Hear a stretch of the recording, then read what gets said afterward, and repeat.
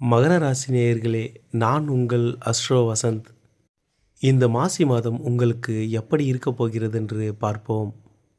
இந்த மாதம் உங்கள் தனஸ்தானத்தில் 5 கிரக கூட்டணி நிகழ உள்ளது. அனைத்து கிரகங்களும் குருவின் பார்வை பெற்று உங்களுக்கு நன்மையையே செய்யப் போகின்றன. நிதி நெருக்கடிகள் குறையும், போதுமான அளவு வருமானம் வரும், தொழில் வளர்ச்சிக்கான வாய்ப்புகள் கிடைக்கும், உங்கள் முதலீட்டிற்கு தற்பொழுது நல்ல லாபம் கிடைக்கும், மொத்தத்தில் பொருளாதாரம் மேம்படும், அரசு வழி ஒப்பந்தங்கள், அரசு மூலம் கிடைக்க வேண்டிய நிலுவையில் உள்ள உங்களுக்கு கிடைக்கும், உங்கள் கடன் பிரச்சனைகள் தீர வழி பிறக்கும், வேலையில் இருந்து வந்த அழுத்தம் இந்த மாதம் சற்று குறையும். ஏப்ரல் மாதம் வரை பெரிய முதலீடுகள் எதுவும் செய்யாமல் இருப்பது நல்லது. குடும்ப உறவுகளில் கருத்து வேறுபாடுகள் ஏற்படும். உணவு கட்டுப்பாடு அவசியம். முதுகு மற்றும் மூட்டு சம்பந்தப்பட்ட பிரச்சனைகள் ஏற்பட வாய்ப்புள்ளது. தை பிறந்தால் வழி பிறக்கும் என்றார்கள். மகர ராசிக்கு மட்டும் எந்த வழியும் பிறக்கவில்லை. மகர ராசிக்காரர்களுக்கு தை மாதத்தில் ஏற்பட்ட அழுத்தம் அவர்களுக்கு மட்டுமே தெரியும். உயிர் போய் உயிர் வந்திருக்கும், சரியான தூக்கம் இருந்திருக்காது, எதிரிகள் தொல்லை அதிகரித்திருக்கும், உடல் உபாதைகள் உங்களுக்கோ அல்லது உங்கள் குடும்பத்தினருக்கோ வாட்டி வதைத்திருக்கும், தூக்கம் கெட்டு திரிந்திருப்பீர்கள். உங்களுக்கு கடன் பகை நோயை கொடுக்க வேண்டிய 6ஆம் அதிபதி புதன் பகவான் உங்கள் ராசியிலேயே சஞ்சரித்ததும் 8ஆம் அதிபதியான சூரிய பகவான் மற்றும் சனி பகவானுக்கு இயற்கை எதிரியான செவ்வாய் பகவான் மகர ராசியில் உச்சம் பெற்று சஞ்சரித்தது இந்த அனைத்து பிரச்சனைகளுக்கும் காரணமாகும். மகர ராசிக்காரர்களை அழிக்க நினைக்கும் அனைவரும் ஒன்று கூடி கூட்டணி அமைத்தது போன்றிருந்தது இந்த தை மாதம். இந்த பதிவை கேட்டுக்கொண்டிருக்கும் இந்நேரம் நீங்கள் சற்று நிம்மதி அடைந்திருப்பீர்கள். ஏனென்றால் புதன், சுக்கிரன், சூரியன் என 3 கிரகங்கள் உங்கள் ராசியை விட்டு இடம்பெயர்ந்து விட்டன. உங்களுக்கு பாதகாதிபதியான செவ்வாய் பகவான் மட்டுமே உங்கள் ராசியில் இன்னமும் உச்சம் பெற்று சஞ்சரித்து கொண்டிருக்கின்றார். அவரும் இனி பெரிய பாதகங்களை செய்யப்போவதில்லை. ஏனென்றால் அவர் தன் சுயசாரமான அவிட்ட நட்சத்திரத்தில் பயணப்பட்டு கொண்டிருக்கிறார். மாசி மாதம் பிறந்த ஒரு வாரத்திலே அவரும் கும்பராசிக்கு பயிற்சியாகி விடுவார். எனவே எதற்கும் கவலை கொள்ளாதீர்கள். இனி நடக்கப் போவே அனைத்தும் உங்களுக்கு சாதகமாகவே நடக்கும். உங்களுக்கு இவ்வளவு நாள் தொல்லை கொடுத்து வந்த எதிரிகளுக்கு தான் தற்பொழுது பேய் பிடிக்கப் போகிறது.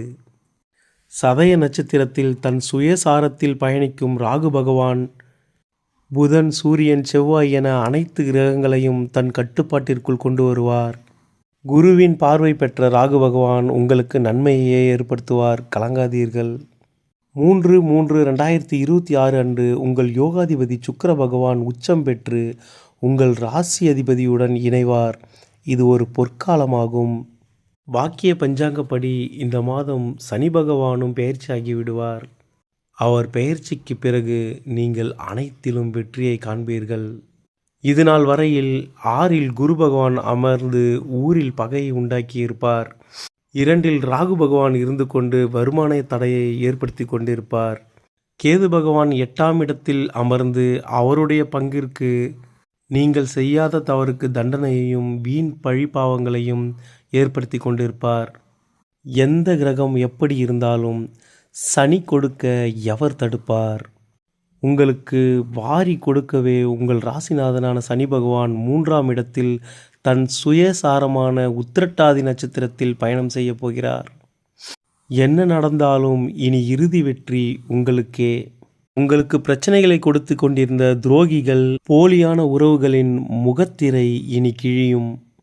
ஒட்டுண்ணிகள் விரட்டி அடிக்கப்படுவார்கள். மார்ச் மாதம் முடியும் பொழுது உங்கள் அனைத்து பிரச்சனைகளும் முடிவது மட்டுமின்றி உங்களுக்கு சாதகமான பலனும் ஏற்படும். ஏப்ரல் மாதம் 1ஆம் தேதி வரை சற்று பொறுமை காத்து இருங்கள்.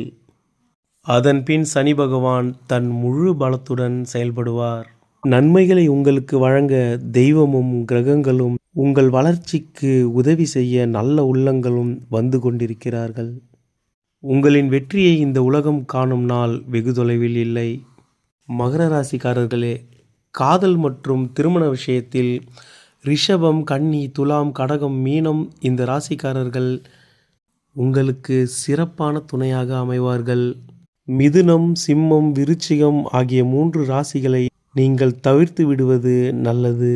மகர ராசிக்காரர்களுக்கு இந்த மாசி மாதம் மார்ச் மாதம் 2, 3, 4 ஆகிய தேதிகள் உங்களுக்கு சந்திராஷ்டம தினங்களாக வருகிறது. எனவே அந்த நாட்களில் நிதானமான போக்கை கடைபிடியுங்கள். யாரிடமும் வாக்குவாதம் வைத்துக் கொள்ளாதீர்கள். இந்த மாசி மாதமே உங்கள் பிரச்சனைகள் அனைத்தும் படிப்படியாக குறைய ஆரம்பிக்கும். அனைத்து வகையிலும் நன்மை செய்யக்கூடிய ஒரு நல்ல மாதமாகவே இந்த மாதமானது அமைகிறது. உங்கள் பேச்சில் மட்டும் கவனமாக இருங்கள். மற்றபடி அனைத்தும் சிறப்பாக நடக்கும். மகர ராசிக்காரர்கள் பொருளாதார தடை நீங்க பரிகாரமாக ஒரு முறை ஸ்ரீரங்கம் கோவிலுக்கு சென்று தாயார் அம்மனுக்கு பூமாலை வாங்கி கொடுத்து அர்ச்சனை செய்து வாருங்கள். அம்மனை தரிசித்த பிறகு படியளந்த பெருமாளை வழிபட்டு வருவது உங்களுக்கு உள்ள அனைத்து பொருளாதார தடையும் நீக்கும். பொருளாதாரத்தில் நல்ல முன்னேற்றத்தை ஏற்படுத்தும். மகர ராசி நேயர்களே, இறைவனின் துணை என்றும் உங்களுக்கு இருக்கட்டும். நன்றி.